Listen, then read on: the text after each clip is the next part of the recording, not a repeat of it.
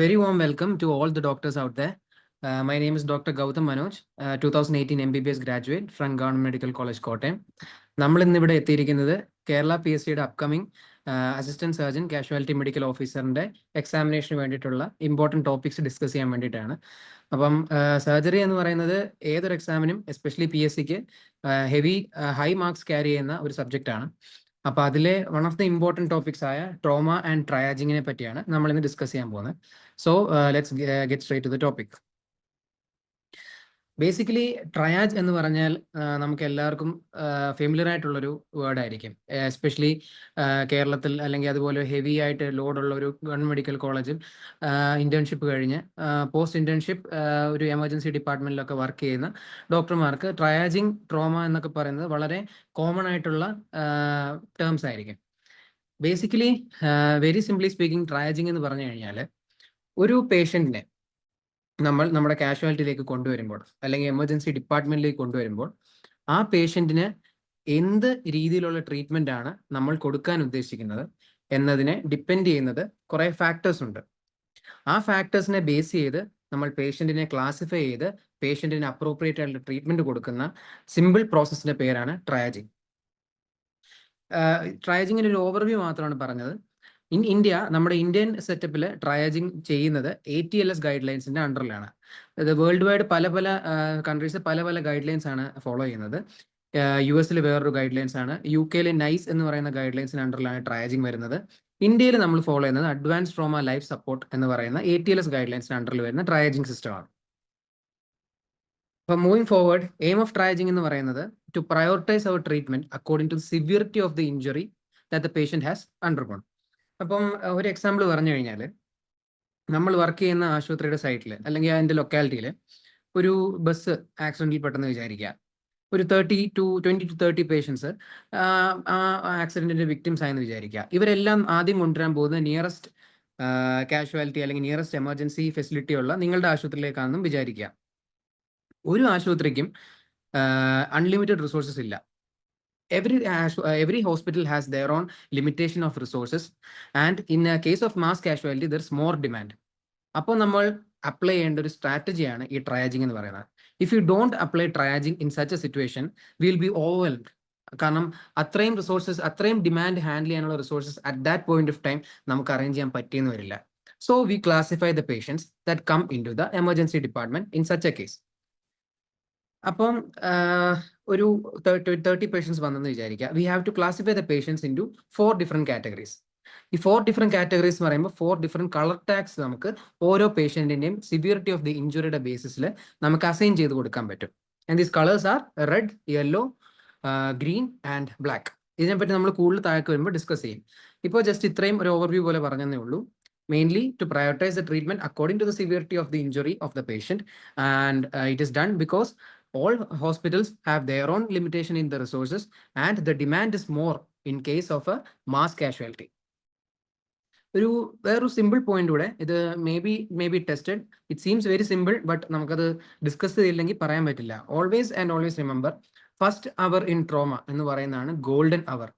ഒരു ട്രോമ അല്ലെങ്കിൽ road traffic ആക്സിഡന്റിൽ പെട്ട പേഷ്യന്റിന്റെ ഗോൾഡൻ അവർ, നമ്മൾ ഇന്റർവ്യൂ ചെയ്ത് കഴിഞ്ഞാൽ ഏറ്റവും കൂടുതൽ പേഷ്യന്റിനെ രക്ഷിച്ചെടുക്കാൻ സാധ്യതയുള്ള മണിക്കൂർ എന്ന് പറയുന്നത് ആദ്യത്തെ 1 hour ആണ്. അത് കഴിഞ്ഞു കഴിഞ്ഞാൽ പേഷ്യന്റ് സർവൈവൽ പ്രോബിലിറ്റി കുറഞ്ഞു വരും. അപ്പം നമ്മളത് ശ്രദ്ധിച്ചേ പറ്റത്തുള്ളൂ. അപ്പം we should act fast, quickly and in a sensible manner. ഞാൻ നേരത്തെ പറഞ്ഞ കാര്യം തന്നെ ട്രയാജിങ് ടാഗ്സ് ആണ്. It is done to classify the patients based on the severity of the injury. We can classify the patients into 4 different color tags. അതിൽ ആദ്യത്തേത് green, അതിൽ ഏറ്റവും ഹയസ്റ്റ് പ്രയോറിറ്റി വരുന്നത് റെഡ് ടാഗ്, തൊട്ട് താഴത്തെ പ്രയോറിറ്റി വരുന്നത് yellow tag, അതിലും താഴെ പ്രയോറിറ്റി വരുന്നത് green tag, and least priority വരുന്നതാണ് ബ്ലാക്ക് ടാഗ്. ഇത് നമുക്കൊരു എക്സാമ്പിൾ വെച്ച് എക്സ്പ്ലെയിൻ ചെയ്യാൻ പറ്റും. Consider or just imagine 4 patients ഒരു ആക്സിഡന്റിൽപ്പെട്ട് ഒരു 2 വണ്ടി കൂട്ടിയിടിച്ചിട്ട് 4 patients, 4 patients are being wheeled in to the casualty department where you are working. അതിൽ ഓരോ പേഷ്യന്റിനും ഡിഫറെന്റ് ഇഞ്ചുറിയാണ്. ആദ്യത്തെ പേഷ്യന്റിന് he has a pneumothorax. Pneumothorax എന്താണെന്ന് നമുക്കറിയാം. ഒരു നമ്മുടെ ഒരു ഇമ്പോർട്ടൻറ്റ് ടോപ്പിക്കാണ് യൂണിവേഴ്സിറ്റി എക്സാമിനേഷൻസിനും അല്ലാതെ ബാക്കി എല്ലാ ഒരുമാതിരിപ്പെട്ട എല്ലാ എക്സാമിനേഷൻസിനും ഒരു ഇമ്പോർട്ടൻറ്റ് ടോപ്പിക്കാണ് ന്യൂമോതൊറാക്സ്, ഹീമോതൊറാക്സ് എന്നൊക്കെ പറയുന്നത്. അപ്പോൾ consider one patient has pneumothorax. സിമ്പിളായിട്ട് പറയുകയാണെങ്കിൽ ന്യൂമോതൊറാക്സ് എന്ന് പറഞ്ഞു കഴിഞ്ഞാൽ ലങ്സിൽ ആണ് എയർ സാധാരണ ഉള്ളത്. ആ എയർ ലങ്സിൽ നിന്ന് എസ്കേപ്പ് ആയി ചെസ്റ്റ് ക്യാവിറ്റി ഇൻടാക്റ്റ് ആണ്, എപ്പോഴും ചെസ്റ്റ് വോൾ ഇൻടാക്റ്റ് ആണ്, സ്കിന്ന് പെനെട്രേറ്റഡ് അല്ല. അപ്പം എയർ എന്ന് പറയുന്നത് ലങ്സിൽ നിന്ന് പുറത്തു വന്നു and it is getting trapped between the chest wall and the lungs. അപ്പൊ അങ്ങനെ ഒരു സിറ്റുവേഷൻ വരുമ്പോൾ എയറിന് പുറത്തേക്ക് പോകാനും പറ്റില്ല, അകത്തേക്ക് പോകാനും പറ്റില്ല. അങ്ങനെ വരുമ്പോൾ എന്താ സംഭവിക്കണേ? The patient is going to have hypoxia, asphyxia and the patient may go into definite respiratory arrest. അപ്പം ഈ ടെൻഷൻ ഞാനിപ്പോൾ പറഞ്ഞ ടെൻഷൻ ന്യൂമോതൊറാക്സ് ആണ്. There are other cases like open pneumothorax, simple pneumothorax ഒക്കെ ഉണ്ട്. But they are not as severe as case of tension pneumothorax. അപ്പോൾ tension pneumothorax എന്ന് പറഞ്ഞാൽ ഇതാണ് സിമ്പിളായിട്ട് പറഞ്ഞു കഴിഞ്ഞാൽ. ഇപ്പോൾ tension pneumothorax is an emergency condition that requires intervention and that too at an emergency basis. അപ്പം നമ്മൾ അങ്ങനെ 4 പേഷ്യൻസ് അങ്ങനെ വരുമ്പോൾ ടെൻഷൻ ന്യൂമോതൊറാക്സ് ഉള്ള പേഷ്യന്റിനാണ് ഏറ്റവും കൂടുതൽ പ്രയോറിറ്റി നമ്മൾ കൽപ്പിച്ച് കൊടുക്കേണ്ടത്. അങ്ങനത്തെ ഒരു പേഷ്യന്റിന്, അതായത് ഒരു ട്രയലിലേക്ക് വരുന്ന ഇപ്പം 4 പേഷ്യന്റ് ആണെങ്കിൽ അതിൽ ഏറ്റവും കൂടുതൽ എമർജൻസി ആയിട്ടുള്ള കേസ്, ഏറ്റവും പെട്ടെന്ന് ഇന്റർവീൻ ചെയ്യേണ്ട കേസാണ്. അങ്ങനെയുള്ള കേസുകൾക്ക് നമ്മൾ കൊടുക്കുന്ന കളർ ടാഗ് ആണ് റെഡ് ടാഗ്. സീരിയസ് ഇഞ്ചുറീസ്, അതായത് ഇമ്മീഡിയറ്റ്ലി ഇന്റർവീൻ ചെയ്തില്ലെങ്കിൽ പേഷ്യന്റ് മേ ഡൈ സൂൺ, നമുക്ക് ടൈം വേസ്റ്റ് ചെയ്യാനില്ല. അങ്ങനത്തെ കേസുകൾക്ക് നമ്മൾ കൊടുക്കുന്ന ടാഗ് ആണ് red tag. Red tag carries the highest priority in any case that has come into the casualty and it has to be dealt with in an emergency basis. അപ്പം നമ്മൾ red ടാഗിനെ പറ്റി discuss ചെയ്തു. Next നമ്മൾ discuss ചെയ്യാൻ പോകുന്നത് yellow ടാഗിനെ പറ്റിയാണ്.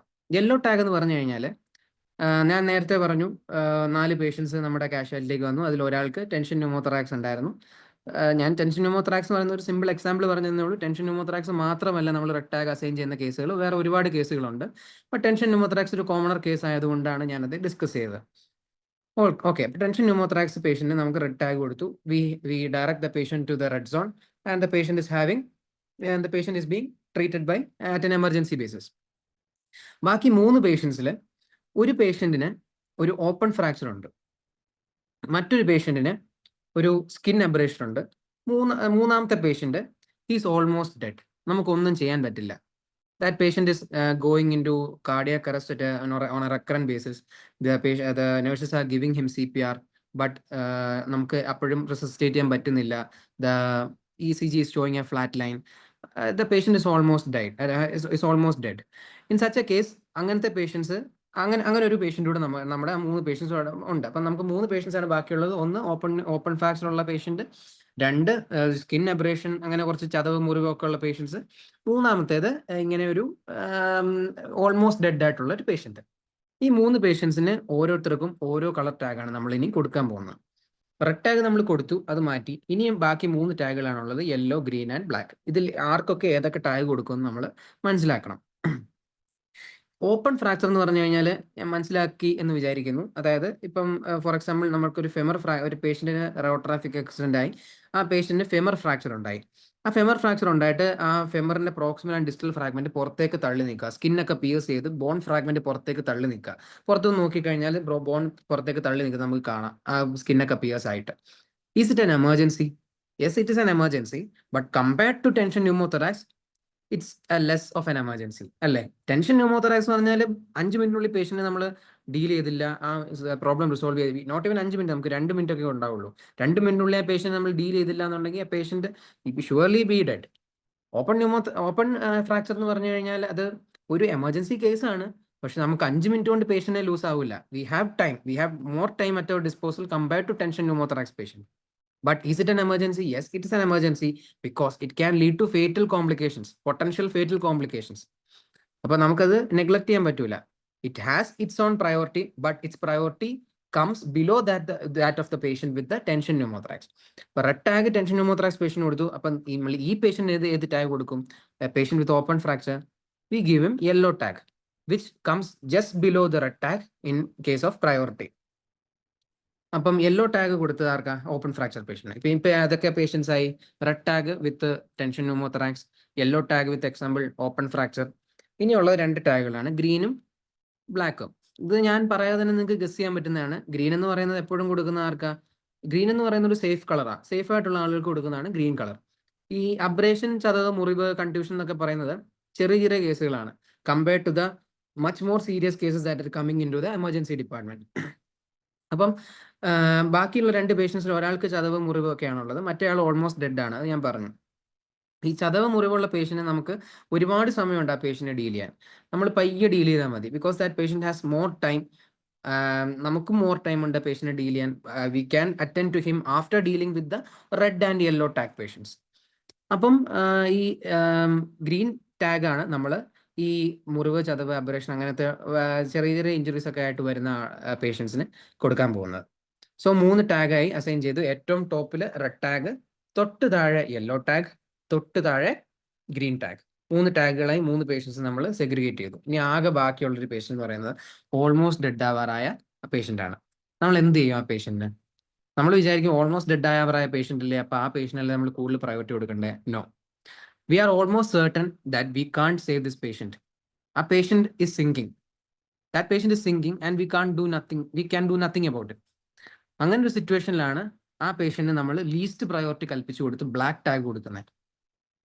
Because ആ പേഷ്യന്റിനെ നമ്മൾ ഏകദേശം എന്ത് ചെയ്താലും രക്ഷിച്ചെടുക്കാൻ പറ്റൂല എന്ന് as doctors we know. So we divert our time and energy to those patients that we can attend and save definitely. That is the principle of triaging. അപ്പം ഡെഡ് മോർബഡ് എന്നാണ് അങ്ങനെ ഓൾമോസ്റ്റ് ഡെഡ് ആയ പേഷ്യൻസിന് പറയുന്നത്. സോ ഡെഡ് മോർബഡ് പേഷ്യൻസിന് നമ്മൾ കൊടുക്കുന്ന tag ആണ് black tag and it carries the least priority. Okay, അപ്പോൾ ഏറ്റവും ടോപ്പിൽ റെഡ് ടാഗ്, ഏറ്റവും തൊട്ട് താഴെ യെല്ലോ ടാഗ്, തൊട്ട് താഴെ ഗ്രീൻ ടാഗ് ആൻഡ് ഈവൻ താഴെ ലീസ്റ്റ് പ്രയോറിറ്റി ഡെഡ് മോർബഡ് പേഷ്യൻസിന് കൊടുക്കുന്ന ബ്ലാക്ക് ടാഗ്. ഇതാണ് ട്രയാജിങ്ങിന്റെ ബേസിക് പ്രിൻസിപ്പിൾ. അതാണ് ഇവിടെയും പറഞ്ഞിരിക്കുന്നത്. ഈ സ്ലൈഡിലും തന്നെയാണ് പറഞ്ഞിരിക്കുന്നത്. Red tag immediate life threatening, yellow tag life threatening but not immediate enough, green tag walking wounded patients, black tag moribund patients. Okay, next നമ്മൾ പറയാൻ പോകുന്നത് ട്രോമ മാനേജ്മെന്റിനെ പറ്റിയാണ്. ഈ ട്രോമ മാനേജ്മെന്റ് എന്ന് പറയുന്ന ഒരു വാസ്റ്റ് ടോപ്പിക്കാണ്. അത് നമുക്ക് അങ്ങനെ പെട്ടെന്ന് ഒരു അരമണിക്കൂർ കൊണ്ടോ 15 മിനിറ്റ് കൊണ്ടോ പറഞ്ഞു തീർക്കാൻ പറ്റുന്ന ഒരു ടോപ്പിക് അല്ല. But we can give N overview about trauma management. Trauma management എന്ന് പറഞ്ഞു കഴിഞ്ഞാൽ ബേസിക്കലി നമുക്ക് എന്തൊക്കെയാണ് ട്രോമ മാനേജ്മെന്റിൽ നമ്മൾ ഉൾപ്പെടുത്തുന്നത് എന്നത് ഒരു ന്യൂമോണിക് വഴി നമുക്ക് പെട്ടെന്ന് മനസ്സിലാക്കാം. ആ ന്യൂമോണിക് ആണ് സോൾട്ട്. സോൾട്ട് എന്ന് പറയുന്നത് ഞാൻ ഉണ്ടാക്കിയ ന്യൂമോണിക് ആണ്. It's not in any standard textbook. വായിച്ചില്ലെങ്കിലും കുഴപ്പമില്ല, just for your understanding. Salt, S എന്ന് പറഞ്ഞാൽ സോർട്ട്. അതാണ് നമ്മളിപ്പോൾ പറഞ്ഞത്. We sort the patients into 4 different colour tags based on the severity of the injury that the patient has undergone. അപ്പം S എന്ന് പറയുന്നത് സോർട്ട്. എ എന്ന് പറയുന്ന അസസ്. അസസ് എന്ന് പറഞ്ഞു കഴിഞ്ഞാൽ ഈ നമ്മൾ സോർട്ട് ചെയ്തു നമ്മുടെ പേഷ്യൻസിനെ based on severity of the injury. അത് കഴിഞ്ഞ് നമ്മൾ ആദ്യം അറ്റൻഡ് ചെയ്യാൻ പോകുന്ന ആരെയാ? To the red tag patient. അപ്പോൾ നമ്മൾ റെഡ് ടാഗ് പേഷ്യന്റ് അടുത്ത് ചെന്നു, we have to assess the patient. ഈ അസസ്മെന്റ് ഓഫ് ദ പേഷ്യന്റ് എന്ന് പറയുന്നത് 2 ഡിഫറെന്റ് ടൈപ്പ് ഓഫ് അസസ്മെന്റ് ആണ് നമുക്കുള്ളത്. ഒന്ന് പ്രൈമറി സർവേ, രണ്ടാമത്തേത് secondary survey. What is primary survey and what is secondary survey എന്നുള്ളത് നമുക്ക് ഡിസ്കസ് ചെയ്യാം. അപ്പം for now let's finish this mnemonic. അപ്പൊ എസ് എന്ന് പറഞ്ഞ സോർട്ട്, എ എന്ന് പറയുന്ന അസസ്, എൽ എന്ന് പറയുന്നത് after assessment V provide the patient with the immediate life saving treatment that the patient requires. അതായത് ഒരു പേഷ്യന്റിന് ഏറ്റവും ആവശ്യമായ, ഇപ്പം റെഡ് ടാഗ് ഉള്ള പേഷ്യന്റിന് അവന് ഡെഫിനറ്റീവ് ട്രീറ്റ്മെന്റിനേക്കാളും മുമ്പേ വേണ്ടത് ലൈഫ് സേവിങ് ട്രീറ്റ്മെന്റാണ്. We have to understand what is killing the patient and we have to start immediate measures that can save the patient's life. അത് ചെയ്തില്ലെങ്കിൽ പിന്നെ ഡെഫിനറ്റീവ് ട്രീറ്റ്മെന്റ് ചെയ്തിട്ട് ഒരു കാര്യമില്ല. Life saving treatment has to be done before definitive treatment. Only then the patient will survive and will be able to definitely correct what is the underlying problem of the patient. ഇപ്പൊ L എന്ന് പറയുന്നത് is the life saving treatment. ഇപ്പൊ tension pneumothorax ആണെങ്കിൽ നമ്മൾ ഇത് വരുമ്പോൾ discuss ചെയ്യും. The life saving treatment is needle cricothyroidotomy. Needle വെച്ച് നീഡിൽ തൊറാക്കോട്ടമി നീഡിൽ തൊറാക്കോസ്റ്റമി എന്ന് പറഞ്ഞു കഴിഞ്ഞാൽ ഒരു നീഡിൽ ഇന്റർകോസ്റ്റൽ സ്പേസിലേക്ക് ഇൻസേർട്ട് ചെയ്യുന്നു. We are converting that tension pneumothorax into open pneumothorax and the patient is out of immediate danger. അതാണ് life saving treatment എന്ന് പറയുന്നത്. അതിനെപ്പറ്റി നമ്മൾ ന്യൂമോതൊറാക്സ് പോർഷനിലേക്ക് വരുമ്പോൾ കൂടുതൽ ഡിസ്കസ് ചെയ്യാൻ പറ്റും. ഓക്കെ, അപ്പൊ എൽ എന്ന് പറയുന്നത് life saving treatment. And T എന്ന് പറയുന്നത് എന്താണ്? ടി എന്ന് പറയുന്നത് ലൈഫ് സേവിംഗ് ട്രീറ്റ്മെന്റ് കഴിഞ്ഞ് നമ്മൾ കൊടുക്കുന്ന ട്രീറ്റ്മെന്റ് ആണ്. നമ്മൾ നമ്മുടെ പേഷ്യന്റിനെ സേഫ് ആക്കി, the patient has no immediate risk of death. അങ്ങനെ ഒരു സിറ്റുവേഷനിൽ നമ്മൾ കൊടുക്കേണ്ട ട്രീറ്റ്മെന്റ് ആണ്. ഈ ഡെഫിനിറ്റീവ് ട്രീറ്റ്മെന്റ് കഴിഞ്ഞ് നമുക്ക് പേഷ്യന്റിനെ ഡിസ്ചാർജ് ചെയ്യാൻ പറ്റും, മനസ്സിലായോ? അപ്പോൾ ഡെഫിനിറ്റീവ് ട്രീറ്റ്മെന്റ് എന്ന് പറയുന്നത് അവസാനമാണ് വരുന്നത്. അണ്ടർലൈങ് അബ്നോർമാലിറ്റീസ് കറക്റ്റ് ചെയ്യുക, പേഷ്യന്റിന്റെ ബാക്കി ബുദ്ധിമുട്ടുകൾ കറക്റ്റ് ചെയ്യുക, റോഡ് ട്രാഫിക് ആക്സിഡന്റ് മൂലം ഉണ്ടായ ബാക്കി കാര്യങ്ങളൊക്കെ കറക്റ്റ് ചെയ്യുക, അല്ലെങ്കിൽ വേറെ ഏതെങ്കിലും ട്രോമ മൂലം ഉണ്ടായ ലെസ് ഇമ്പോർട്ടൻ്റ് ആയിട്ടുള്ള ഫ്രാക്ചറുകൾ, അങ്ങനത്തെ കാര്യങ്ങളൊക്കെ കറക്റ്റ് ചെയ്യുക. അതൊക്കെയാണ് ഡെഫിനിറ്റീവ് ട്രീറ്റ്മെന്റ് ഭാഗത്തുനിന്ന് വരുന്നത്. ഇനി ടി എന്ന് പറയുന്നത് നമുക്ക് വേണേൽ ട്രാൻസ്പോർട്ട് എന്ന രീതിയിലും നമുക്ക് ആ ഫുൾ ഫോം അത് ആ ലെറ്ററിനെ വ്യാഖ്യാനിക്കാം. If the facility that the patient is brought into is unable to meet the demands of the patient, അല്ലെങ്കിൽ is unable to provide the treatment that the patient needs at that point of time, then we have to refer the patient to a higher center. അപ്പം ഈ referral സിസ്റ്റത്തിന് പറയുന്ന പേരാണ് transport എന്ന് പറയുന്നത്. ഇതൊരു simple concept ആണ്. ഒരു if the patient requires a higher treatment at a higher facility, call an ambulance, അല്ലെങ്കിൽ ആ ഹോസ്പിറ്റലിലുള്ള ആംബുലൻസിൽ പേഷ്യന്റിനെ ട്രാൻസ്പോർട്ട് ചെയ്യുക. along with the patient, health worker, probably a nurse ആയിരിക്കും. That nurse also has to go with the patient, and the patient and the person or the health worker who is accompanying the patient must convey all the details of the patient, including the type of injury that he has undergone. അതായത് ഈ patient എന്ത് type of injury കൂടാണ് പോയിരിക്കുന്നത്, patient എന്തൊക്കെ injuries ഉണ്ട്, എന്ത് type of ഇഞ്ചുറിയാണ്, എന്തൊക്കെ injuries ഉണ്ട്, എന്തൊക്കെ ട്രീറ്റ്മെന്റ് നമ്മൾ ഹോസ്പിറ്റലിൽ വെച്ച് കൊടുത്തു, എന്തുകൊണ്ടാണ് പേഷ്യന്റിനെ റെഫർ ചെയ്തത്, എന്തൊക്കെ ട്രീറ്റ്മെന്റ് പോകുന്ന വഴിക്ക് ആംബുലൻസിൽ വെച്ച് കൊടുത്തു, ഇതെല്ലാം including the patient's personal data collect ചെയ്ത് നമ്മൾ ഹിസ്റ്ററി, ഇതെല്ലാം നമ്മൾ റെഫർ ചെയ്ത് പോകുന്ന ആശുപത്രിയിലെ ഡോക്ടർക്കോ അവിടുത്തെ നഴ്സുമാർക്കോ ഹാൻഡ് ഓവർ ചെയ്യുക. അതാണ് ട്രാൻസ്പോർട്ട് എന്ന് പറയുന്നത്. നമ്മൾ പ്രൈമറി സർവേനെ പറ്റി സെക്കൻഡറി സർവേനെ പറ്റി ഡിസ്കസ് ചെയ്യാമെന്ന് പറഞ്ഞു. ഇപ്പൊ പ്രൈമറി ഈ SALT സോൾട്ടിലെ എ എന്ന് പറയുന്ന അസസ്മെന്റ് ആണ്. ആ അസസ്മെന്റിൽ വരുന്ന 2 പാർട്ടാണ് primary survey and secondary survey. അപ്പൊ അതിനെപ്പറ്റി ഇനി ഡിസ്കസ് ചെയ്യാം. പ്രൈമറി സർവേ എന്ന് പറഞ്ഞു കഴിഞ്ഞാൽ we have to find out എന്താണ് പേഷ്യന്റിനെ ഇമ്മീഡിയറ്റ്ലി ആയിട്ട് ഹാം ചെയ്യുന്നത്. ഇപ്പോൾ ഞാൻ നേരത്തെ പറഞ്ഞ എക്സാമ്പിൾ തന്നെ എടുക്കുകയാണെങ്കിൽ ടെൻഷൻ ന്യൂമോതൊറാക്സ്. എന്തുകൊണ്ടാണ് പേഷ്യന്റ് ഹൈപ്പോക്സിക് ആവുന്നത്, എന്തുകൊണ്ടാണ് പേഷ്യന്റ് ആസ്ഫിക്സിയയിലേക്ക് കടന്നുകൊണ്ടിരിക്കുന്നത്? അപ്പം ആ കോസ് എന്താണ്, literal cause, what is killing the patient now, അത് ഐഡന്റിഫൈ ചെയ്ത് how to take care of that cause and to save the patient and to അതായത് പേഷ്യന്റിനെ അടുത്ത സ്റ്റേജിലേക്ക് കടത്താനുള്ള സഹായിക്കുക. പേഷ്യന്റ് ലൈഫ് സേവ് ചെയ്യുന്നതിൽ മാത്രമല്ലേ നമുക്ക് ഡെഫിനിറ്റീവ് ട്രീറ്റ്മെന്റിലേക്ക് പേഷ്യന്റിനെ കൊണ്ടുപോകാൻ പറ്റത്തുള്ളൂ. അപ്പോൾ പ്രൈമറി സർവേ എന്ന് പറയുന്നത് includes identifying what is killing the patient and we have to plan how to take care of that patient, how to take care of that problem. Okay, അപ്പം tension pneumothorax ആണെങ്കിൽ നമ്മൾ നേരത്തെ അതിന്റെ mechanism പറഞ്ഞു. Air is coming out of the lung, it can go out of the chest wall also because the chest wall is intact and the air is getting trapped between the chest wall and the lungs. അപ്പൊ ഇതൊരു mechanical force പോലെ അതോടെ അങ്ങനെ നിൽക്കുകയാണ്.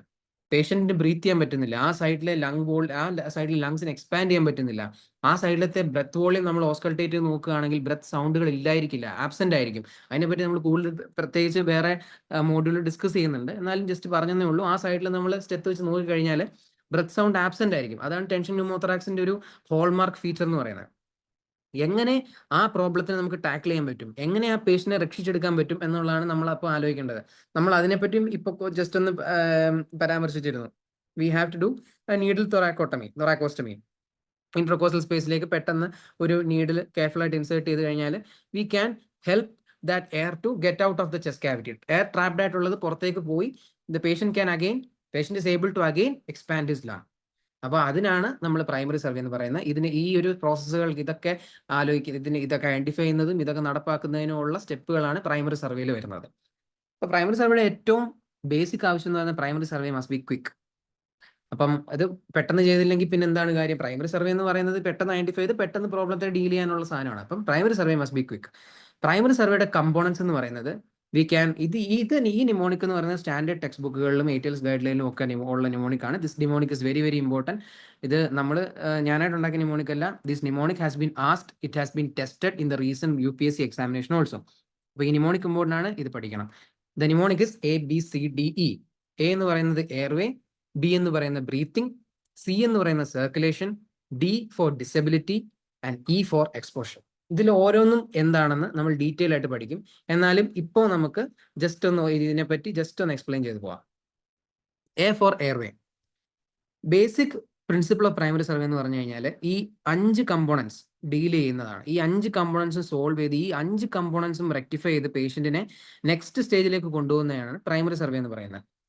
For example, ഒരു patient, നമുക്കിപ്പം ഒരു patient നമ്മുടെ അടുത്തേക്ക് വന്നു, നമ്മുടെ എമർജൻസി ഡിപ്പാർട്ട്മെന്റിലേക്ക് വന്നു.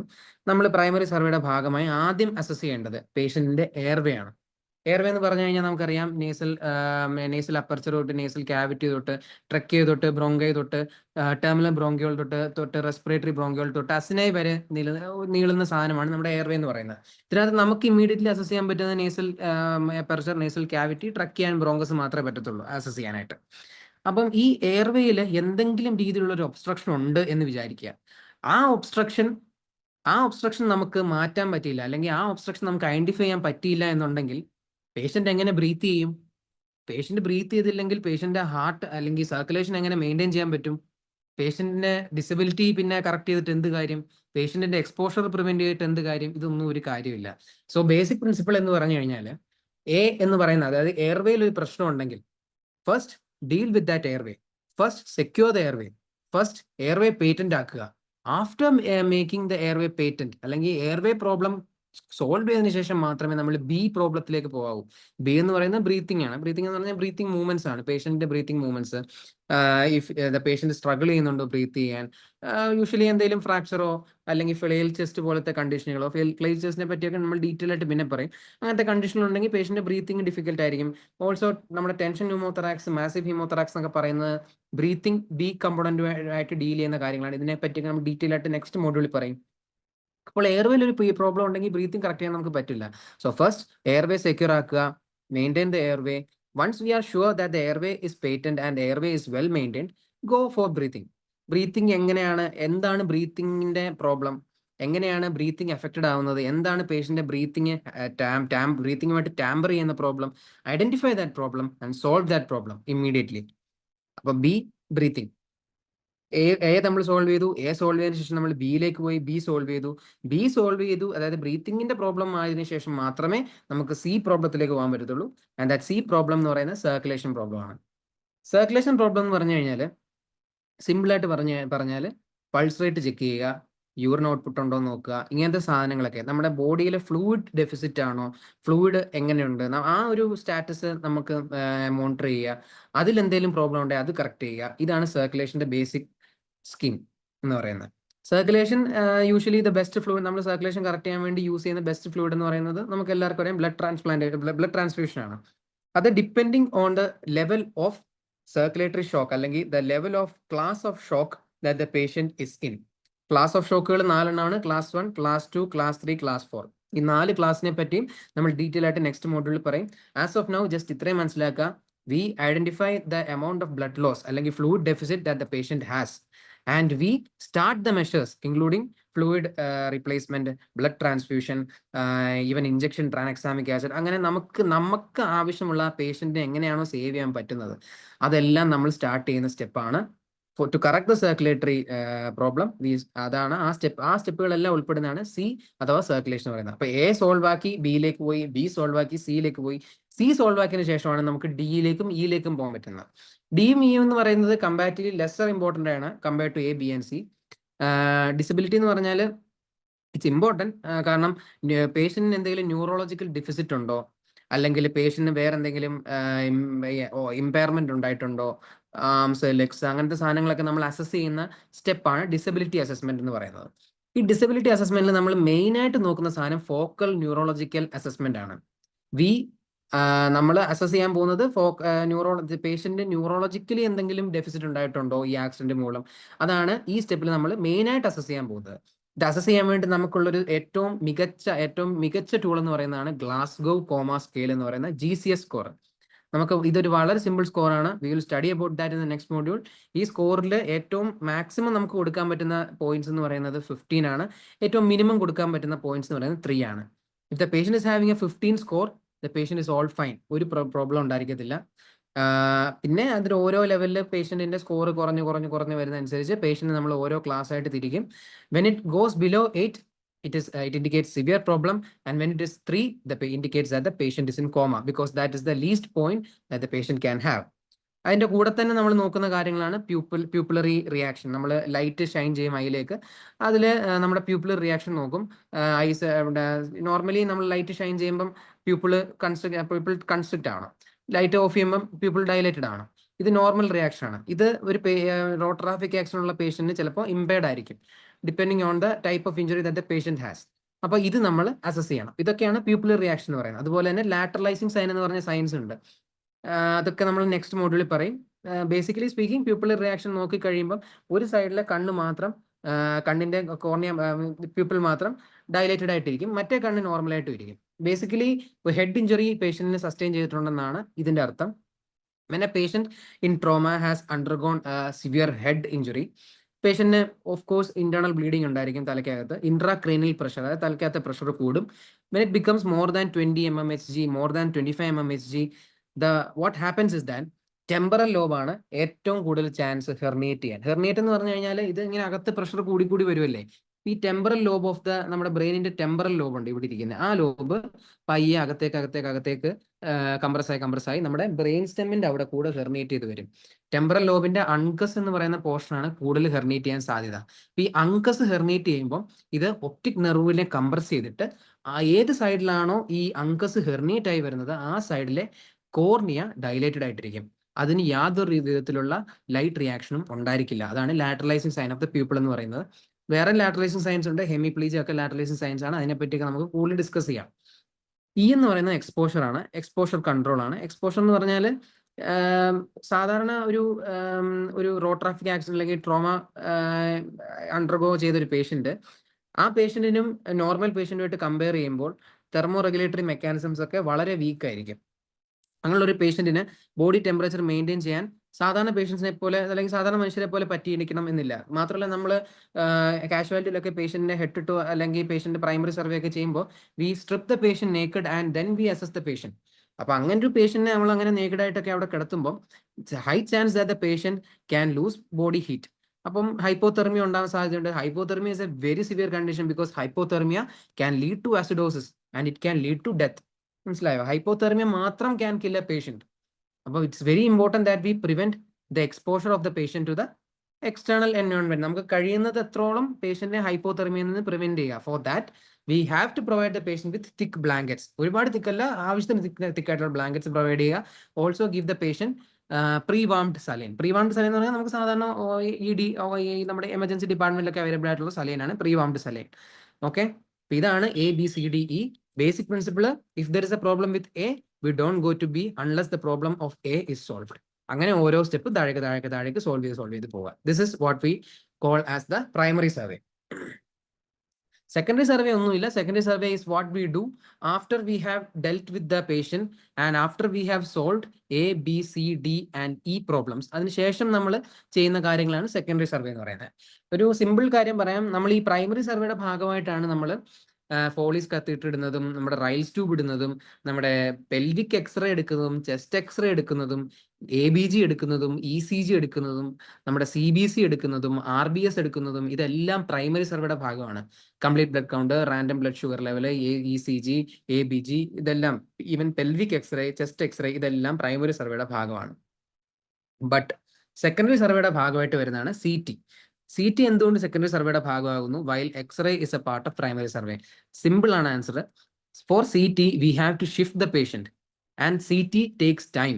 നമുക്ക് എമർജൻസി CT എടുത്താൽ പോലും CT ഒരു പേഷ്യന്റിനെ അകത്തേക്ക് കൊണ്ടുപോയി CT ചെയ്യിക്കുക എന്നൊക്കെ പറഞ്ഞു കഴിഞ്ഞാൽ it requires shifting the patient and the patient may not be in a state where the patient can be shifted. മനസ്സിലായോ? അപ്പോൾ അങ്ങനെ ഒരു സിറ്റുവേഷനിൽ CT എന്നൊക്കെ പറയുന്ന സെക്കൻഡറി സർവേയുടെ ഭാഗമാകും. ദാറ്റ് CT ഒക്കെ നമുക്ക് പിന്നെ ചെയ്യാം, അതിനുള്ള സമയം ഇപ്പോൾ ഇല്ല എന്നൊരു കണ്ടീഷൻ വരും. അതുകൊണ്ടാണ് CT എന്നൊക്കെ പറയുന്ന സെക്കൻഡറി സർവേയുടെ ഭാഗമാവുന്നത്. പക്ഷെ എന്തുകൊണ്ട് പ്രൈമറി സർവേയുടെ ഭാഗമാവുന്നു ചെസ്റ്റ് എക്സ്റേയും പെൽവിക് എക്സ്റേയും? കാരണം നമുക്ക് ഐഡന്റിഫൈ ചെയ്യണം അല്ലേ, എങ്ങനെയാണ് പേഷ്യന്റ് ന്യൂമോതൊറാക്സ് ഉണ്ടായതെന്ന് ഐഡന്റിഫൈ ചെയ്യണമല്ലോ. അതും ഈ പ്രൈമറി സർവേയുടെ ഒരു ഭാഗമാണല്ലോ. എങ്കിലല്ലേ നമുക്ക് ഓവറോൾ മാനേജ്മെന്റ് ചെയ്യാൻ പറ്റത്തുള്ളൂ. അപ്പോൾ അതിനുവേണ്ടി നമുക്ക് ചെസ്റ്റ് എക്സ്റേ ചെയ്യണം. അതുപോലെ തന്നെ പെൽവിക് എക്സ്റേ ചെയ്യുന്നത് എന്തിനാന്ന് ചോദിച്ചു കഴിഞ്ഞാൽ പെൽവിസ് ഫ്രാക്ചേഴ്സ് നമുക്ക് ചിലപ്പോൾ ഐഡന്റിഫൈ ചെയ്യാൻ പറ്റിയെന്ന് വരത്തില്ല. ചിലപ്പോൾ പേഷ്യന്റ് നമുക്ക് എവിടുന്ന ബ്ലീഡ് ചെയ്യുന്നതെന്ന് നമുക്ക് മനസ്സിലാവണമെന്നില്ല. കാരണം പെൽവിക് റീജിയനിൽ ബ്ലീഡിങ് നമുക്ക് പെട്ടെന്ന് ഐഡന്റിഫൈ ചെയ്യണമെന്നില്ല. അത് മാസീവ് ബ്ലീഡിങ് ആയിരിക്കാം, പേഷ്യന്റ് ആദ്യം ഒന്നും ഒരു കുഴപ്പമില്ലാതിരിക്കാം, പക്ഷെ പയ്യെ പേഷ്യന്റ് ഷോക്കിലേക്ക് പോകുമ്പോൾ നമ്മൾ ആലോചിക്കുന്നത് എങ്ങനെയാണ് ഉണ്ടാകുന്നതെന്ന്.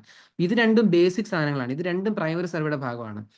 സിമ്പിൾ ആയിട്ട് ഓർത്താൽ മതി, പെൽവിക് എക്സ്റേ, ചെസ്റ്റ് എക്സ്റേ എന്ന് കേട്ടോ, it's a part of primary survey. While when we do secondary survey we do CT scan. അത് elaborate head to toe examination ഉണ്ട്. We can take our own time, we can do CT scan, അല്ലെങ്കിൽ വേറെ എന്തെങ്കിലും special investigations വേണമെങ്കിൽ അതും ചെയ്യാം. അതെല്ലാം നമുക്ക് ചെയ്യാനുള്ള ടൈമാണ് സെക്കൻഡറി സർവേ. സോ ഇതാണ് നമ്മുടെ ട്രോമ അല്ലെങ്കിൽ ആൻഡ് ട്രയാജിങ് എന്ന് പറയുമ്പോഴുള്ള ഒരു ബേസിക് ഐഡിയ എന്ന് പറയുന്നത്. ബാക്കി നമുക്ക് നെക്സ്റ്റ് മോഡിൽ ഡിസ്കസ് ചെയ്യാം.